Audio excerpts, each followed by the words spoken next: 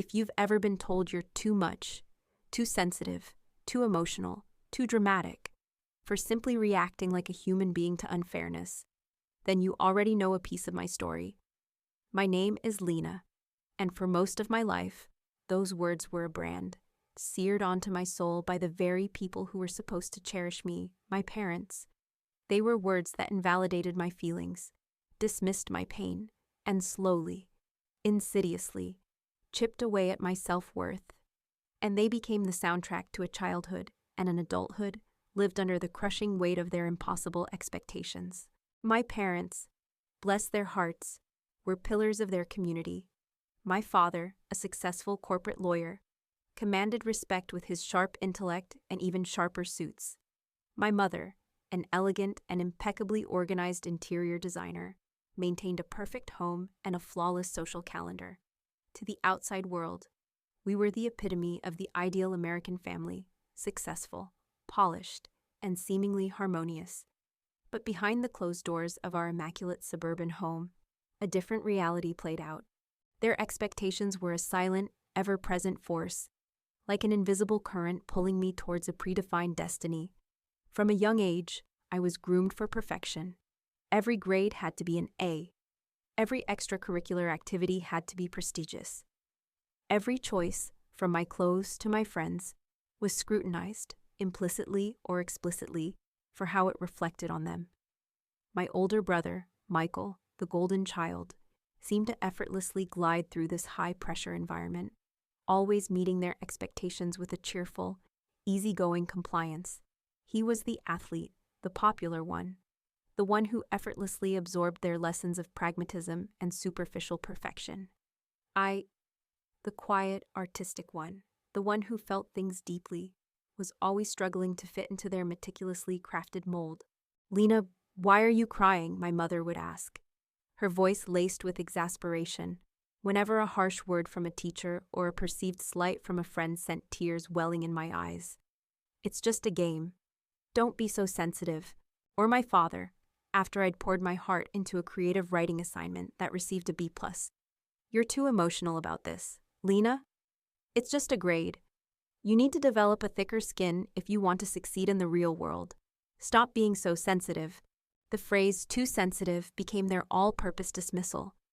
It was a tool to shut down any emotional response that didn't fit their narrative of stoic perfection. If I expressed hurt at a cutting remark, I was too sensitive. If I felt overwhelmed by their relentless demands, I was too sensitive. If I dared to have an opinion that differed from theirs, especially about my own life choices, I was too sensitive and incapable of rational thought. It was a subtle form of gaslighting, making me question my own perceptions, my own feelings, and slowly, my own sanity. I remember once, vividly, in middle school, I got into an argument with a friend. It was a typical teenage spat, but I was genuinely hurt. I came home crying, expecting comfort. Instead, my mother looked at me, sighed dramatically, and said, "Lena, honestly, why do you always let things get to you? You're so delicate. You're going to have a very hard life if you keep being so sensitive." She offered no hug, no comfort, just a detached lecture about my perceived flaw. Michael, if he ever had a problem, was met with pragmatic advice and a pat on the back. My emotional landscape, it seemed, was a burden to them. As I moved into high school, their expectations intensified. I was bright, particularly good at math and logic, which pleased them. But my true passion lay in understanding complex systems, in coding, in building things that made a tangible difference. My parents, however, envisioned a more prestigious path for me, perhaps law, like my father, or finance, where the money was undeniably good. When I tentatively suggested majoring in computer science, my father scoffed. "Computer science, Lena, that's for men, or for people who want to be stuck in a cubicle all day. You have potential for so much more. You're pretty, you're smart, you should be a lawyer, or marry one." My mother nodded in agreement. "And think of the social life, darling. Coding is so isolating." Their words, delivered with a casual certainty, dismissed my genuine interest, my burgeoning talent, as if it were a childish whim. but they also reinforced their underlying message my worth was tied to my ability to conform to their vision of a respectable, socially acceptable, and financially lucrative life. My sensitivity, my inclination towards introspection and independent thought, was a liability, something to be corrected. I rebelled quietly. I excelled in my computer science courses in college, pouring my energy into building complex algorithms and developing innovative software solutions. I found a deep sense of satisfaction in problem solving, in creating, in the quiet precision of code. It was a world where logic, not emotion, reigned. A world where my intellect was valued above all else. But even my academic successes were met with qualified praise. When I graduated top of my class and landed a highly sought-after position at a cutting-edge tech startup, my parents' reaction was typical. "Well, that's a good practical job. Lena, very stable," my father said, as if I had chosen a career in accounting, not a dynamic, high-growth industry. My mother added, "It's good to have a job, darling. Just make sure you leave time for a social life. You don't want to be one of those women who only cares about her career." The implication was clear. My career was fine, but it wasn't the ultimate goal. Marriage, and conforming to their societal ideals, still loomed larger. Over the years, their control manifested in countless ways. They constantly advised me on my finances, even though I was perfectly capable of managing my own money. They disapproved of my choice of partners if they didn't meet their unspoken criteria of suitable, read, wealthy, prestigious, and politically aligned with them. Every life decision, from where I chose to live to how I spent my free time, was subject to their scrutiny and subtle disapproval. If I tried to set a boundary, a polite, "No, I can't make it this weekend," or "I'd prefer not to discuss my financial decisions," they'd retaliate with guilt. "But Lena, we hardly ever see you. Don't you care about your family after everything we've done for you?" The constant invocation of their sacrifices was a particularly potent weapon, designed to make me feel perpetually indebted. The gaslighting was perhaps the most insidious. If I tried to express how their words made me feel, they would deny it or twist my perception. "We never said that, Lena. You're just imagining things." Or, "You're overreacting. We're just being honest because we love you. Why are you always so sensitive?" This constant invalidation made me doubt my own reality, making me feel like I was truly flawed, fundamentally incapable of handling life because I simply felt too much. I started to withdraw. I minimized contact, made excuses, and kept the details of my life private. My professional success, which was undeniable in the tech world, became my quiet solace, a place where I felt competent and valued for my intellect, not my ability to suppress my emotions. But even then, the constant hum of their disapproval, the echo of "too sensitive," gnawed at me. It felt like a low-grade fever, always present, always draining. My breaking point arrived one Thanksgiving. My parents had hosted their usual extravagant dinner, a performance of perfect family harmony for their friends. Throughout the evening, Michael, always eager to please, regaled them with stories of his latest promotion at a prestigious law firm, his perfect wife, his two adorable, perfectly behaved children. My parents beamed. Then they turned to me.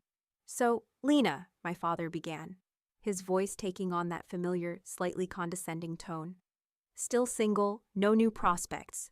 You know, you're not getting any younger. Michael's already given us 2 grandchildren. Don't you think it's time you settle down?" I had recently ended a relationship with a wonderful man who simply didn't fit their ideal mold, and the wound was still raw. I managed a polite smile. "I'm focusing on my career right now, Dad, and I'm quite happy." My mother sighed dramatically. "Happy, Lena, but darling, you're spending all your time coding. You need to find a husband. That's where true happiness lies. A woman your age, alone, it's just sad. We worry about you. We just want what's best for you." Her voice, though seemingly concerned, felt like a judgment, a dismissal of my entire life's choices. Then came the kicker. My father leaned forward, his voice lowered, but clearly audible to those around us. "You know, Lena, if you weren't so sensitive, perhaps you'd have an easier time." You let everything get to you. Men don't want a woman who cries at the drop of a hat. You need to toughen up. Michael's wife, Sarah, she's so resilient. She never lets anything bother her. The words too sensitive echoed. But this time, they didn't just sting. They ignited something fierce inside me. It wasn't just about my relationship status or my career. It was about my very essence, being deemed flawed, unacceptable, simply for being myself. The comparison to Michael's resilient wife, another perfect woman in their eyes, was the final straw. I felt a cold calm descend upon me, replacing the usual waves of hurt and shame. I looked at their faces, at their well-meaning but ultimately cruel expressions, and I saw clearly, for the first time, not just their words, but the lifetime of emotional invalidation behind them. "You know what, Mom, Dad," I said, my voice quiet, but piercing through the polite hum of the dinner table. Every head turned. Michael froze, his cheerful smile faltering. "I am not too sensitive," I stated, my voice gaining strength. "I am a human being with emotions, and the reason I cry or get upset is because for my entire life, you have dismissed my feelings, invalidated my experiences, and constantly made me feel like I am not enough, simply because I don't fit into your rigid, materialistic idea of perfection." My mother gasped, her hand flying to her chest. My father's face hardened. "Lena, that's enough, you're making a scene." I challenged, my voice rising, but still controlled. "Or am I finally speaking my truth? You constantly tell me what I should be, what I should do, who I should marry. You never once asked me what I wanted. You never once celebrated my achievements fully. You only ever pointed out my flaws, my sensitivity, always comparing me to Michael, to his wife, to some imaginary ideal. You wanted a perfect daughter for your perfect image, not a real one." Michael tried to interject. "Lena, calm down. It's Thanksgiving." "No, Michael. It's a lifetime of being told I'm too sensitive for having normal human reactions to abnormal parental expectations," I retorted, my gaze sweeping over them. "You criticize my car, my apartment, my relationships, my career, all because they don't fit your outdated, superficial standards. You say you love me, but you only love the idea of me, the version you can control and mold." My mother's face contorted in anger. "How dare you? We sacrificed everything for you. We only want what's best." "Sacrificed?" I scoffed, a bitter laugh escaping me. "You sacrificed my emotional well-being for your public image. You sacrificed my individuality for your control. And you sacrificed our relationship for your expectations." I stood up, pushing my chair back with a scrape. Every eye in the dining room was on me, but I didn't care. The years of suppressed anger, of quiet pain, were finally erupting. "I'm done," I stated, my voice firm, resolute. "I'm done trying to be what you want me to be. I'm done with the criticism, the gaslighting, the emotional manipulation. My sensitivity is not a flaw. It's a strength that allows me to feel deeply, to connect authentically, and to create something meaningful. And it's something you will never understand." I looked at them, truly looked at them, and saw two people trapped in their own rigid expectations, unable to see the damage they had inflicted. "You say I'm too sensitive for your expectations. Fine. Then I'm too sensitive for you. I'm cutting you out, completely." And with that, I turned and walked out of the dining room, leaving the stunned silence, the dropped jaws, and the simmering anger behind. The crisp autumn air on my face felt like the sweetest freedom. The long, agonizing battle for their approval was over. I had lost the war for their acceptance, but I had won something far more precious: my own self, my own peace, and the profound, terrifying, exhilarating promise of a life finally lived on my own terms. My parents said I was too sensitive for their expectations. Then I cut them out completely. And the silence that followed was the most beautiful sound I'd ever heard. If you've ever reached your breaking point and found the courage to put yourself first, hit that like and subscribe button. Because sometimes, the most profound act of self-love is simply walking away. The drive away from my parents' house that Thanksgiving was a blur. My hands gripped the steering wheel so tightly my knuckles were white. My chest heaved with ragged breaths, a desperate attempt to catch up with the emotional hurricane that had just ripped through me. The silence in the car, once a symbol of my loneliness, was now a profound comfort, a balm to my raw nerves. I had done it. I had finally spoken my truth. I had cut the cord. If you've ever walked away from a toxic situation, you know that immediate aftermath. It's a strange cocktail of terror and exhilaration.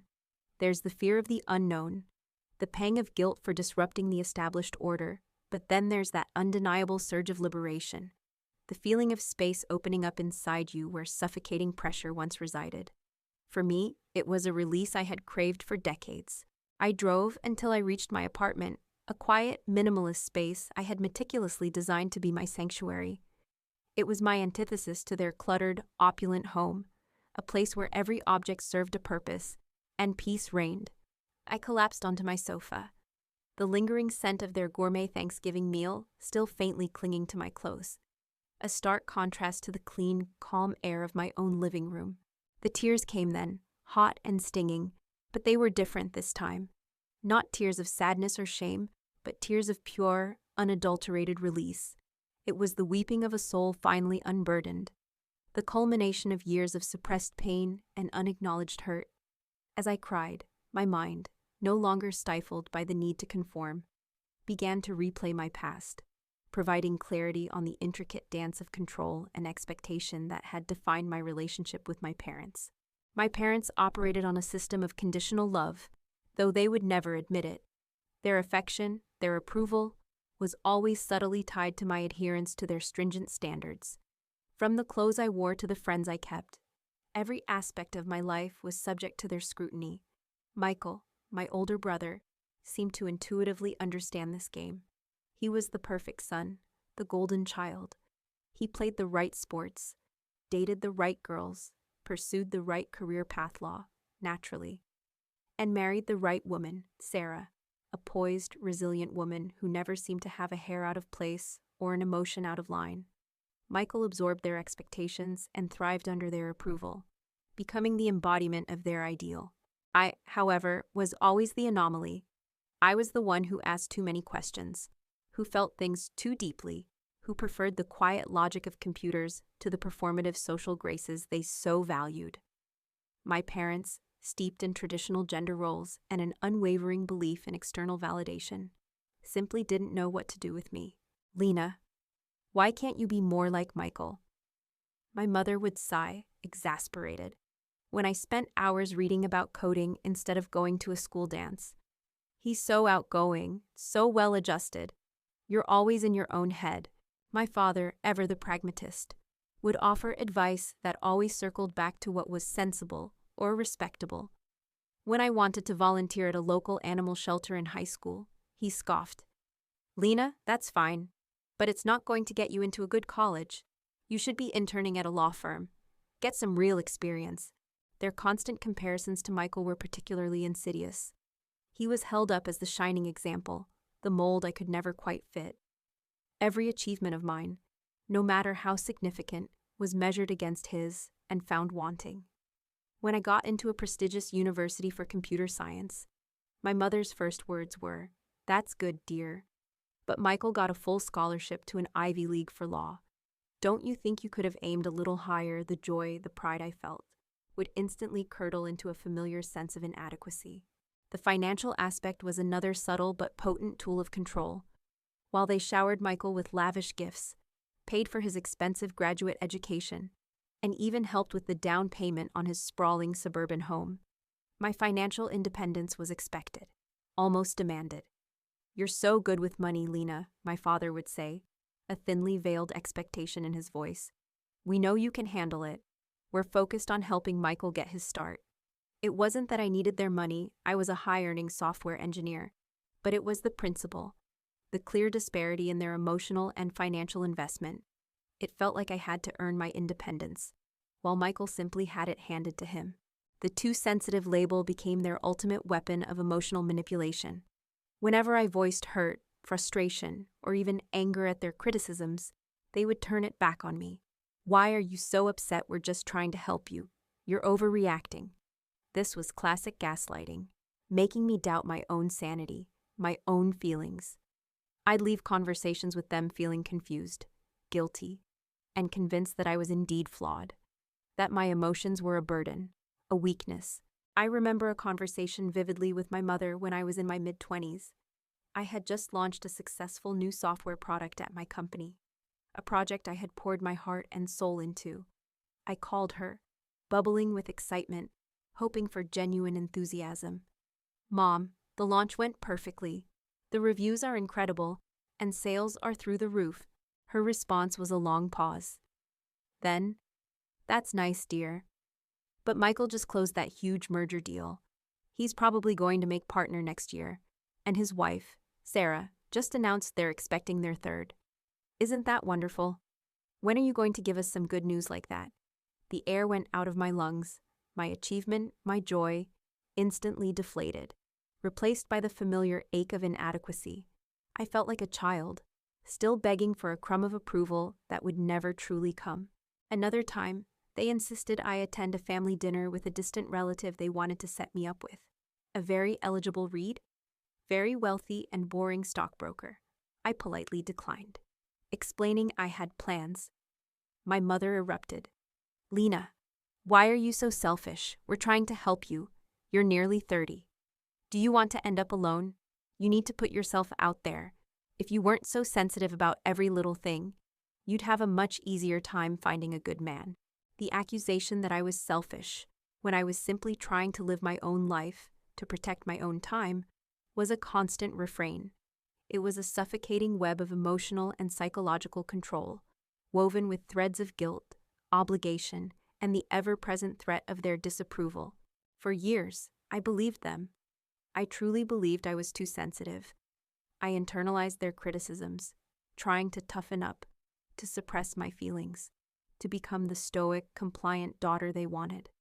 I tried to mold myself into their ideal, convinced that if I just achieved enough, earned enough, conformed enough, they would finally see me, truly love me, for who I was. But every attempt led to more frustration, more pain, and a deeper sense of self-betrayal. The Thanksgiving confrontation, however, was different. Something had snapped inside me. The accumulation of years of gaslighting, of being told my feelings were invalid, had reached a critical mass. When my father called me too sensitive at that dinner table, it wasn't just another casual insult. It was the final straw. I saw the pattern with crystal clarity. Their expectations were a moving target, their approval an elusive prize, forever out of reach. I was never going to be enough for them, because their definition of enough was inextricably linked to their own desires for control and external validation, not my intrinsic worth. As I lay on my sofa, the tears slowly subsiding, a profound realization washed over me. I wasn't too sensitive. They were toxic. Their behavior wasn't about love or concern. It was about control, about maintaining an image, about fulfilling their own unfulfilled desires through my life. My sensitivity, which they viewed as a flaw, was actually a strength. It allowed me to feel deeply, to empathize, to connect with others on a profound level, and to recognize when something was fundamentally wrong. The emotional exhaustion I had lived with for so long began to lift, replaced by a quiet, determined resolve. I knew, with absolute certainty, that I could not continue living under their shadow. The cutting of the cord, the stark declaration I had made at the dinner table, was not just an act of defiance, it was an act of self-preservation. But where to go from here? The thought of a life without my parents, however toxic their influence, was daunting. They were my family, my foundation, however flawed. There was a lingering guilt, a whisper of "what if I regret this?" But that whisper was quickly drowned out by the roar of newly discovered self-worth. I reached for my phone, my fingers hovering over Maya's contact. She was my unwavering support system, the friend who had always listened without judgment, who had seen my pain and validated my feelings. She had been gently nudging me towards this truth for years. It was time to lean on her, to begin the long, arduous, but ultimately liberating journey of healing and rebuilding. I also knew I needed professional help. Years of emotional invalidation had left scars, deep-seated insecurities that needed to be addressed. I decided in that moment that I would seek out a therapist, someone who could help me navigate the complex terrain of family estrangement and rebuild my sense of self from the ground up. This wasn't just about cutting ties, it was about healing them within myself. The path ahead was uncertain, fraught with emotional challenges and inevitable guilt trips from my parents. But for the first time in my life, I felt a powerful sense of agency. I was no longer a puppet on their strings, no longer a character in their carefully constructed narrative. I was the author of my own story, and the next chapter would be one of self-discovery, resilience, and the relentless pursuit of genuine peace. My parents said I was too sensitive for their expectations, but I had just realized my sensitivity was my strength, and it was going to guide me towards a life free from their control. If you've ever found yourself at a crossroads, where staying means sacrificing yourself, remember that your feelings are valid, and sometimes, walking away is the bravest thing you can do for your own well-being. Hit that like and subscribe button if you resonate with this. And let me know in the comments if you've ever had to set similar boundaries in your own life. The immediate aftermath of Thanksgiving was a strange blend of quiet introspection and raw vulnerability. The silence from my parents was deafening. No angry phone calls, no guilt-tripping texts. It was the longest stretch of true quiet I'd experienced from them in my entire life. And it was both a relief and, surprisingly, a source of anxiety. Years of being constantly monitored and criticized had wired me to expect their interference, and its absence felt like a void. Was this what peace felt like, or was it merely the calm before another, more intense storm? I knew I couldn't navigate this new, uncharted territory alone. The emotional scars from years of invalidation ran deep. I felt like a raw nerve ending, exposed and fragile, despite the profound sense of liberation. My first call was to Maya, my best friend. She had been my unwavering anchor, the one person who always saw me, the real me, beyond my parents' distorted projections. "I did it, Maya," I whispered into the phone, my voice still a little shaky. I told them everything. I cut them out. A long silence on the other end. Then, "Oh, Lena, I'm so incredibly proud of you. I know how terrifying that must have been." Her voice was soft, compassionate, exactly what I needed. No judgment, no "I told you so." Just pure, empathetic support. We talked for hours that night. I recounted every painful detail of the Thanksgiving confrontation, every word I had spoken, every one of their shocked expressions. Maya listened patiently, validating my feelings, confirming that my reactions were not too sensitive, but entirely justified. "You weren't overreacting, Lena," she said firmly. "You were finally reacting. You were finally standing up for yourself. That takes incredible courage." Her words were a balm. They helped me begin to untangle the knotted mess of guilt and self-doubt that my parents had so skillfully woven into my psyche. I wasn't selfish. I wasn't dramatic. I was simply protecting myself, a fundamental right they had implicitly denied me for decades. The next crucial step was seeking professional help. I knew that simply cutting contact wasn't enough. I needed to unpack years of emotional trauma. I found a therapist, Dr. Eleanor Vance, through a trusted referral. Dr. Vance was a kind, insightful woman with a gentle demeanor but a sharp intellect. Her name, coincidentally, was the same as my beloved grandmother, a small, comforting synchronicity that felt like a sign. Our first session was daunting. I sat across from her, a bundle of raw nerves, unsure where to even begin. I recounted my childhood, the relentless pressure, the constant comparisons to Michael, the dismissive, too sensitive label. As I spoke, tears flowed freely, tears I had suppressed for years, believing them to be a sign of weakness. Dr. Vance listened patiently, her gaze compassionate and non-judgmental. When I finished, exhausted and emotionally drained, she simply said, "Lena, what you experienced was a form of emotional abuse and gaslighting. Your parents consistently invalidated your feelings and perceptions to maintain control. Your sensitivity is not a flaw. It's a beautiful part of who you are, allowing you to connect deeply with the world. The problem was never your sensitivity. It was their inability to tolerate emotions that didn't fit their rigid expectations. Her words were a revelation.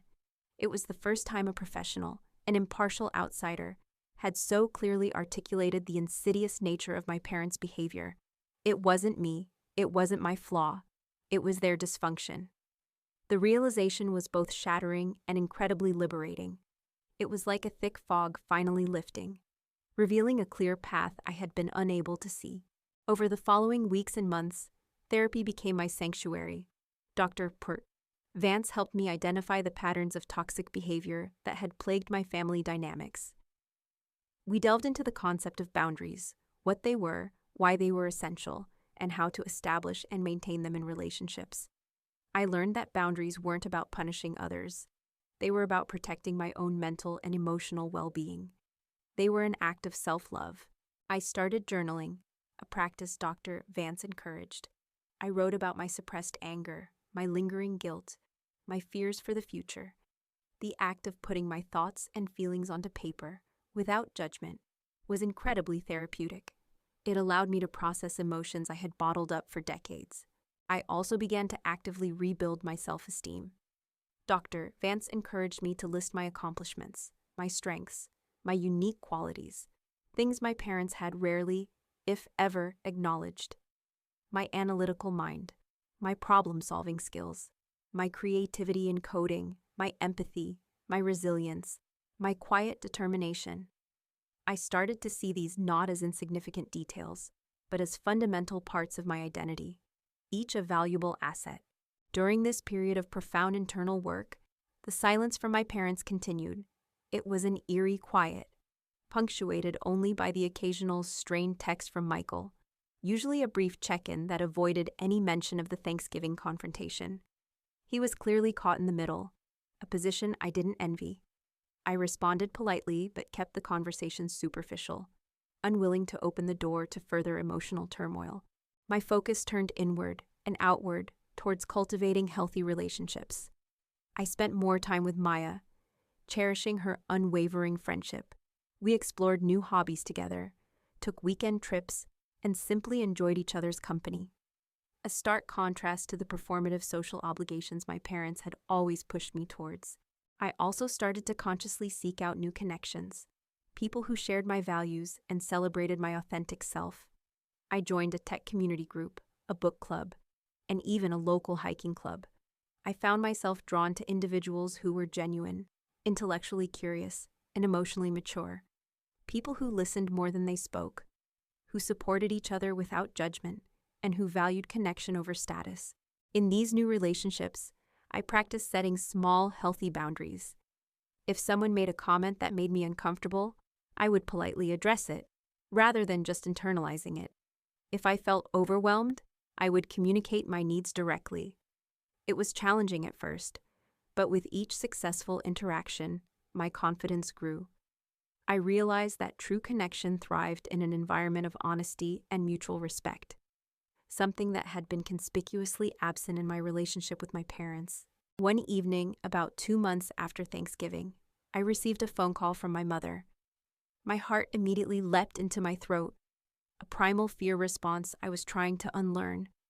I took a deep breath, reminded myself of my boundaries, and answered. "Lena, it's Mom." Her voice sounded strained, almost hesitant. We haven't heard from you in a while. Are you all right? We've been so worried." The worried part felt like a transparent attempt at a guilt trip, but I decided to give her the benefit of the doubt, for my own peace of mind. "I'm fine, Mom. I've been very busy with work and focusing on myself." "Focusing on yourself," she scoffed, the old dismissiveness creeping back into her tone. "Lena, you can't just cut your family out. We're your parents. We love you. If you loved me, Mom," I said, my voice calm but firm, recalling Dr. Vance's advice on direct communication. "You would have respected my feelings. You would have supported my choices. You wouldn't have constantly criticized me and called me too sensitive for simply being a human being." A pause. Then, her voice hardened. "We only ever wanted what was best for you. You're just being dramatic. You're too sensitive. You always have been." The words, so familiar, so laden with years of pain, landed differently this time. They didn't pierce me. They didn't make me doubt myself. They simply confirmed what I already knew: she was incapable of seeing her own role in our fractured relationship.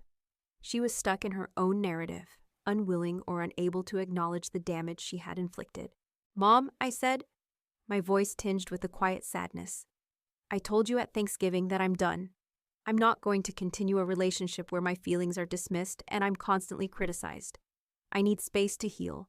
I need space to live my life on my own terms, without your judgment. So, that's it then," she snapped, her voice rising in pitch. "You're just going to abandon your family after everything we've done for you."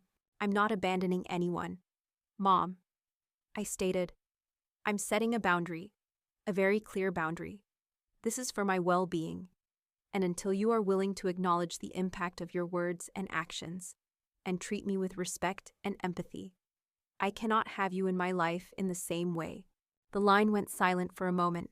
Then, with a frustrated sigh that sounded like an admission of defeat, she hung up. The call was painful, yes, but also incredibly validating. I had articulated my needs. I had held my boundary, and I hadn't crumbled. I felt a surge of quiet power, a sense of self-respect I had never truly known. This was the true liberation. It wasn't just about the absence of their negative influence. It was about the active conscious choice to prioritize my own mental health, my own emotional well-being, above their expectations and their need for control.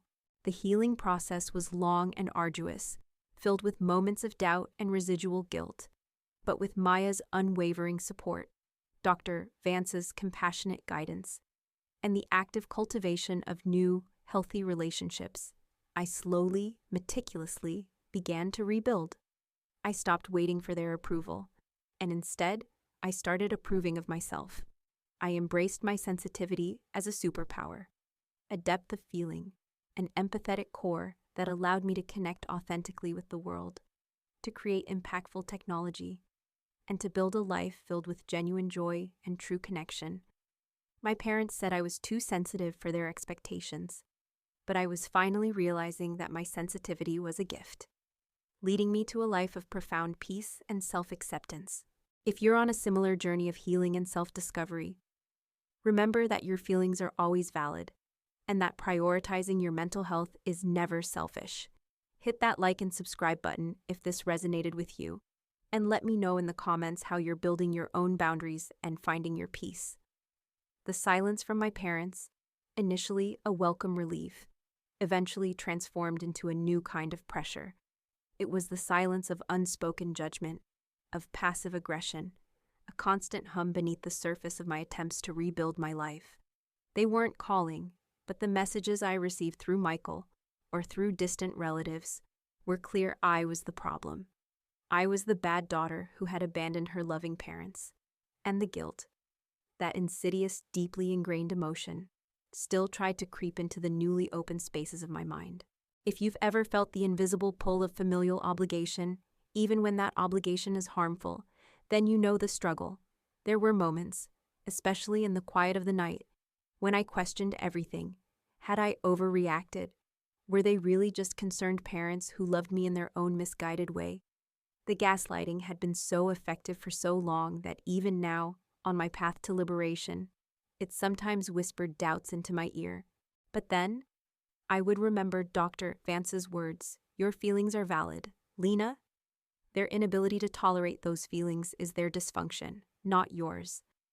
And I would remember Maya's unwavering support, her firm reminders of my strength and resilience. These became my anchors, pulling me back from the brink of self-doubt. My focus became intensely internal. I poured myself into therapy, each session a meticulous unraveling of years of emotional knots.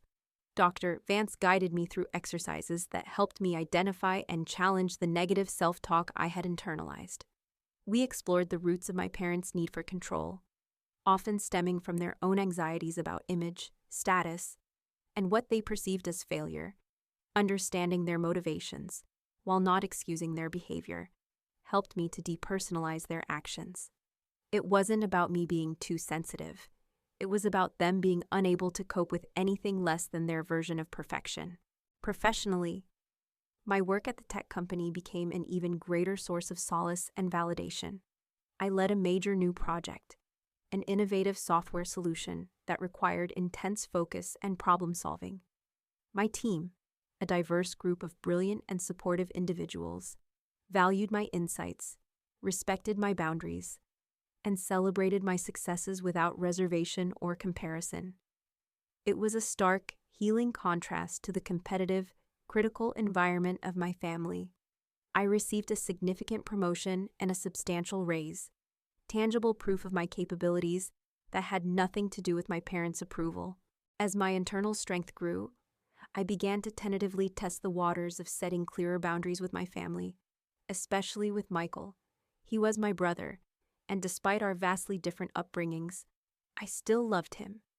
But he was often the unwitting messenger of our parents' expectations. "Mom and Dad are really worried about you, Lena," he'd say on our infrequent phone calls. "They miss you. Maybe you should just call them. Clear the air." "Michael," I'd respond, calmly but firmly. "I've made it clear what I need from them: respect for my boundaries and an acknowledgement of their behavior. Until they're willing to do that, clearing the air isn't possible. This is for my peace." He'd sigh, exasperated. "But they're family, Lena. You can't just cut them out forever." "I'm not cutting them out forever, Michael," I'd clarify, reiterating my stance. "I'm setting a boundary. They know what I need. The ball is in their court."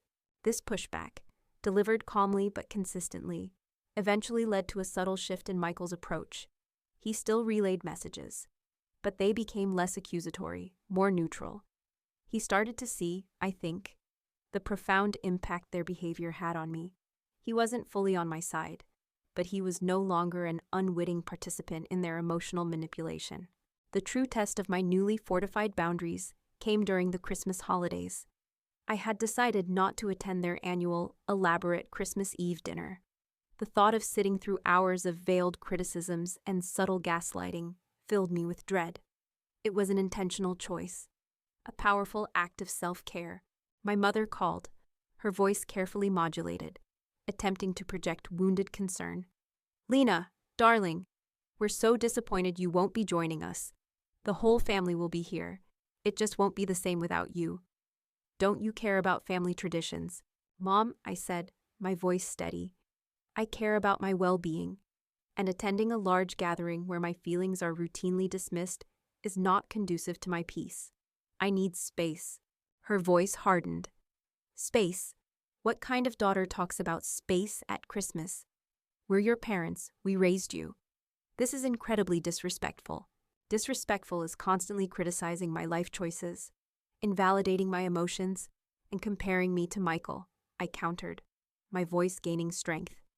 "That's what's disrespectful, and I'm no longer willing to tolerate it." The call devolved, as usual, into her accusations of my selfishness and insensitivity, and my calm, firm reiteration of my boundaries. I eventually had to end the call, but this time, the familiar knot in my stomach was less acute.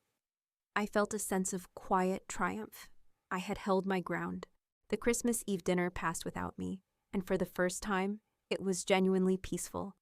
I spent the evening with Maya, cooking a simple but delicious meal, laughing and sharing genuine connection. It was a stark contrast to the performative perfection of my parents' home, and it felt like true holiday spirit. However, the universe, it seemed, wasn't done testing my resolve. A few weeks later, an unexpected financial crisis hit my parents. My father's law firm faced a significant downturn, and my mother's design business suffered due to market shifts. They were facing real, tangible financial pressure for the first time in their lives. And, predictably, they turned to Michael. He, in turn, called me, sounding genuinely distressed. "Lena, Mom and Dad are in serious trouble. They might have to sell the house. They need money, a lot of it, and they were hoping, given your success, that you could help." My heart clenched. This was the ultimate test. The old guilt, the ingrained sense of obligation, flared up. My parents, who had always been so financially secure, so judgmental of anyone less, were now vulnerable, and they were reaching out. "How much are we talking, Michael?" I asked, my voice flat. He named a staggering figure, a sum that would be a significant chunk of my savings, though certainly not ruinous for me. "They said you're the only one who can really help them." "Lena," Michael pleaded, clearly under immense pressure himself. "They said they really regret how things went. They just miss you, and they need your help." I paused. The temptation to swoop in, to be the good daughter they had always demanded, was strong, to finally earn their unwavering approval, to be their savior. But then, Dr. Vance's words echoed in my mind. "Beware of conditional reconciliation. If their apology is only tied to their need, it's not a genuine change of heart." I thought about all the times I had been left to fend for myself, all the times they had dismissed my struggles, minimized my triumphs, and gaslighted my feelings, all the times they had flaunted their own wealth and judged my more pragmatic choices. This wasn't about love. It was about leveraging a crisis for control, for financial gain, wrapped in a thin veneer of regret. "Michael," I said, my voice calm but firm, "I understand they're in a difficult situation, but my answer is no." A stunned silence on the other end. "No, Lena. What are you talking about? They're your parents. They might lose everything. They made their financial choices." "Michael," I stated, the words feeling heavy but necessary. "And they spent years telling me how sensible and responsible I was, how I didn't need their help. Unlike you, they prided themselves on their financial acumen. This is their consequence. And this is also a boundary. My financial success is not a tool for them to continue their patterns of control and dependence." "But they apologized," Michael stammered, clearly grasping at straws. "They said they regret it." "Regret what, Michael?" I challenged. "Being financially irresponsible. Or regret that I finally stood up to them and now they need something from me." A genuine apology involves acknowledging the hurt they caused, not just regretting the outcome of their actions. And it involves a change in behavior, not just words in a crisis. He was quiet for a long moment. I don't know what to tell them." "Lena, tell them," I said, my voice softening slightly, "for Michael's sake, that I hope they figure it out, and that I'm focusing on my own life and my own peace." The conversation ended, and I felt a pang of sadness for Michael, caught in the middle, but for myself, I felt an immense sense of relief, of empowerment. I had navigated a high-stakes emotional and financial test, and I had passed. I hadn't crumbled under the guilt. I hadn't rushed back to save them. I had held my boundary, prioritized my well-being, and stood firm in my truth. It was a stark realization. My parents, who had always defined success by external markers of wealth and status, were now experiencing the very precarity they had always feared. And the daughter they had deemed too sensitive was the one who had, ironically, built enough resilience and financial independence to be able to help, but chose not to. On principle, this was the ultimate breaking of their control, the final severing of the cord. The path of estrangement was painful, but it was also the path to my true liberation, my ultimate peace, and the profound, beautiful realization that I was, finally, truly, my own person. If you've ever had to make a tough choice to protect your peace, or walk away from a situation that no longer served you, hit that like and subscribe button. Because sometimes, cutting ties is the bravest act of self-love. Let me know in the comments if you've faced similar challenges. The news of my parents' financial struggles spread through our extended family like wildfire. It was ironic, truly. For years, they had meticulously cultivated an image of unshakable prosperity, often subtly or not so subtly flaunting their wealth and judging anyone who didn't meet their stringent financial standards. Now, their carefully constructed facade was crumbling, and the very people they had once looked down upon were witnessing their vulnerability. And I, the daughter they deemed too sensitive and financially irresponsible, was now the one with the means to save them, yet choosing not to. If you've ever found yourself in a position where you hold the power to help those who once hurt you, you understand the complex emotional landscape. There was a part of me, the old Lena, the one starved for their approval, that desperately wanted to be their rescuer, to swoop in, write a check, and finally, undeniably, earn their respect and gratitude. The thought of their apologies, their expressions of need, was a powerful lure. But the new Lena, forged in the fires of therapy and self-discovery, knew better. Dr. Vance had warned me about this exact scenario. When toxic patterns are deeply ingrained, she'd explained, a crisis often doesn't lead to genuine change. It leads to a desperate attempt to regain control, often by leveraging guilt or perceived obligation. True change comes from within, from a recognition of one's own harmful behavior, not from external pressure or desperation. Her words echoed in my mind, a crucial shield against the insidious pull of guilt. My phone became a battlefield. Michael continued to call, his voice increasingly stressed, pleading for me to reconsider. Lena, they're losing everything. This isn't just about money. It's about their dignity. How can you just stand by and watch? Michael, I'd say, my voice calm. This is not my responsibility.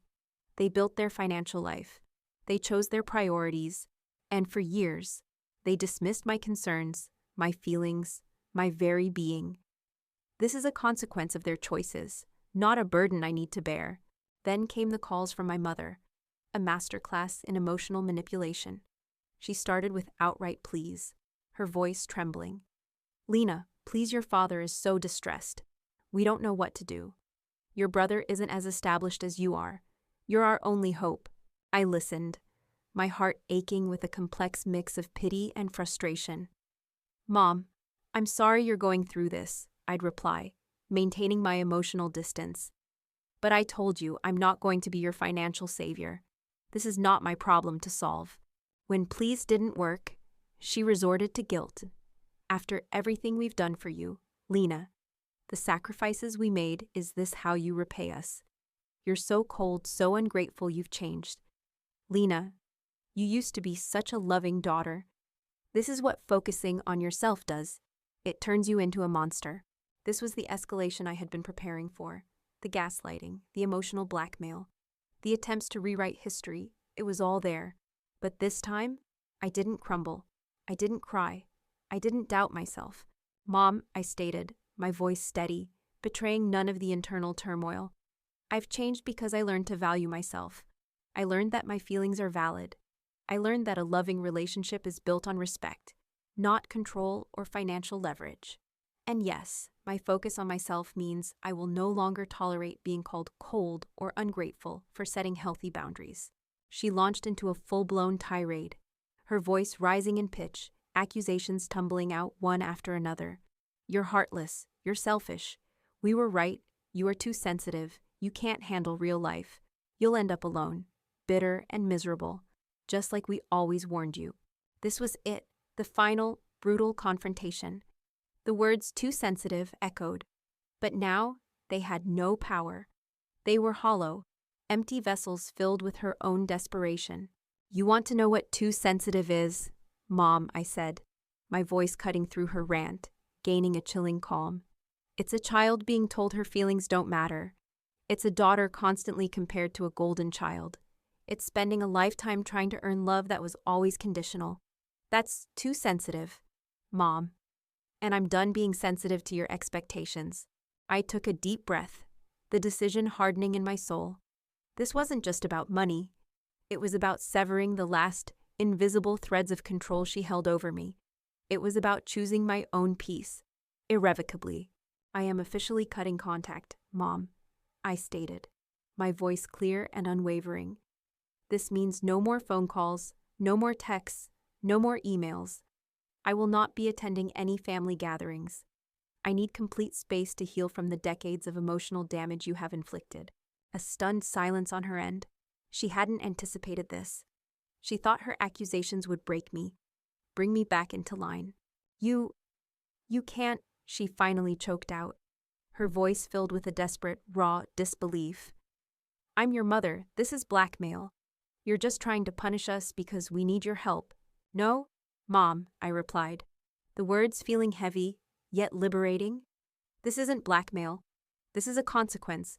This is me protecting my mental health. This is me choosing peace over perpetual pain. And yes, I'm cutting you out. Completely. I could hear her ragged breathing on the other end, a desperate gasp for air. You'll regret this, Lena. You'll be alone. No one will love you. You'll see. I won't regret prioritizing my well-being. Mom, I said, my voice softening, not out of weakness, but out of a profound sense of self-acceptance. And I'm not alone. I have friends who love me unconditionally. I have a fulfilling career. I have peace. Something I never had while trying to meet your expectations. Goodbye, Mom, I said, the words a final, definitive period at the end of a very long, painful chapter. I didn't wait for her reply. I gently pressed the end call button. The silence that followed was absolute. Not the passive-aggressive silence of the past, but a genuine, liberating silence. My hands were still trembling, but my chest felt lighter than it had in years. The air in my apartment seemed to expand, filled not with anxiety, but with possibility. I leaned back on my sofa, closing my eyes. Images flashed through my mind, my childhood self, crying silently in my room. Teenage Lena, trying to suppress her artistic urges. Young adult Lena, endlessly seeking approval. And now, this Lena, a woman who had finally found the courage to say, no more. The act of cutting them out completely was agonizing. It was the hardest thing I had ever done. There was the grief for the relationship I wished I had, the mourning for the parents I longed for but never truly had. There was the fear of judgment from extended family members, the social repercussions of estrangement. But beneath it all, a profound sense of liberation bloomed. This wasn't an act of revenge. It was an act of survival. It was the ultimate liberation. My parents said I was too sensitive for their expectations. And perhaps I was. Perhaps I was too sensitive to endure their constant invalidation. Too sensitive to live a life dictated by their narrow, materialistic worldview. But that sensitivity, that deep capacity to feel and to recognize truth, was also my greatest strength. It had finally led me to this moment, a moment of painful but absolute freedom. A moment where I finally reclaimed my own life, on my own terms. The cutting of the cord was complete, and the vast open space that now stretched before me was mine to fill with peace, purpose, and genuine connection. If you've ever had to make the excruciating decision to prioritize your own peace above all else, know that you are not alone. And that sometimes, the most loving thing you can do for yourself is to walk away. Hit that like and subscribe button if you resonate with my story. Share your experiences in the comments below. How have you navigated difficult family dynamics? Your courage can inspire others. The silence that followed my decision to cut off contact with my parents was both deafening and, paradoxically, incredibly peaceful. It was an emptiness I had never known, an absence of constant criticism, of subtle jabs, of that insidious emotional manipulation that had been the soundtrack to my life. It was like living in a soundproof room after decades of relentless noise. If you've ever had to sever ties with family, you know the grief that accompanies the liberation. It's a mourning for the relationship you wished you had, for the unconditional love you yearned for but never received. There were days when the loneliness felt immense, when the ingrained guilt would whisper, "Are you truly doing the right thing? Are you a bad daughter?" But then, I would remember the decades of pain, the invalidation, the constant feeling of never being enough. And the peace that now filled my life, a fragile but growing bloom, was undeniable. My therapy sessions with Dr. Vance became even more crucial during this period. We focused on navigating the complexities of estrangement, on processing the grief, and on solidifying my newfound self-worth. She helped me understand that choosing peace was not selfish. It was a fundamental act of self-preservation. "You are not abandoning them, Lena," she would often say. "You are simply choosing not to participate in a dynamic that is harmful to your well-being." That is a brave and necessary choice. I also learned to reframe my sensitivity. What my parents had called a flaw, I now understood as a profound strength. My capacity to feel deeply, to empathize, to discern subtle emotional cues. These were the very qualities that made me a compassionate friend, an insightful problem solver in my demanding tech career, and a person capable of profound, authentic connection. I embraced it. no longer striving to be the stoic, unfeeling automaton my parents had wanted. My career flourished with an intensity I hadn't thought possible. The mental energy I had once expended on managing parental expectations was now channeled into innovation, into creative problem solving, into leading my teams with empathy and clarity. I launched another groundbreaking software product that garnered significant industry recognition. Promotions and accolades followed, but for the first time, they felt like true validations of my skill and dedication, not just fleeting attempts to earn someone else's approval. My financial independence, already robust, became absolute, a tangible symbol of my self-sufficiency. But the most profound change was in my relationships. With the space created by cutting ties with my parents, I was able to cultivate a chosen family, a network of friends who celebrated me for who I was, flaws and all. Maya, my best friend, remained my unwavering confidant, a constant source of laughter and support. We spent weekends hiking, exploring new cities, and simply reveling in the joy of each other's company. I also found love again, this time with a man who was the antithesis of everything my parents would have approved of, and everything I actually needed. His name was Ben. He was a kind, artistic soul, a talented musician who ran a small, independent record label. He valued creativity, authenticity, and emotional depth above all else. He was patient, listened intently, and celebrated my sensitivity as a beautiful part of my nature. He never pressured me, never judged me, and always made me feel seen and cherished. Introducing Ben to my life was a quiet, joyous affair, free from the usual parental vetting process. He understood the complexities of my past, supporting me through the lingering moments of sadness or doubt. With him, I felt truly safe, truly loved, not conditionally, but completely. Our relationship blossomed, built on a foundation of mutual respect, understanding, and shared values. It was a stark, beautiful contrast to the transactional nature of my past familial relationships. My relationship with Michael also changed. Without the constant pressure from our parents, our conversations became more genuine.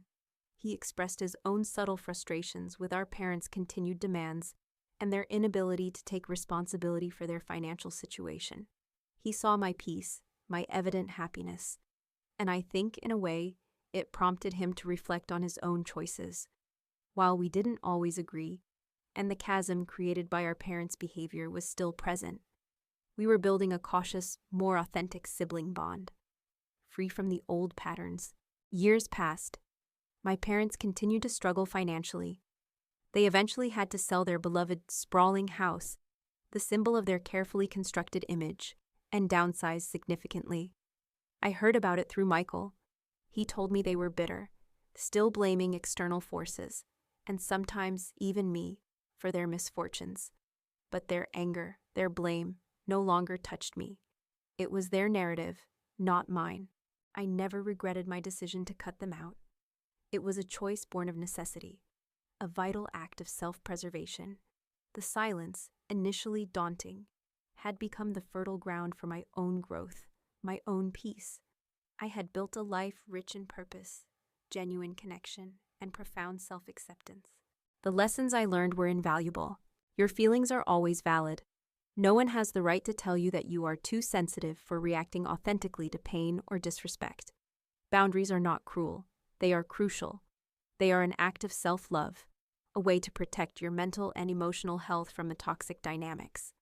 True love is unconditional. It doesn't come with strings attached, or dependent on your ability to meet someone else's expectations. You can build your own family.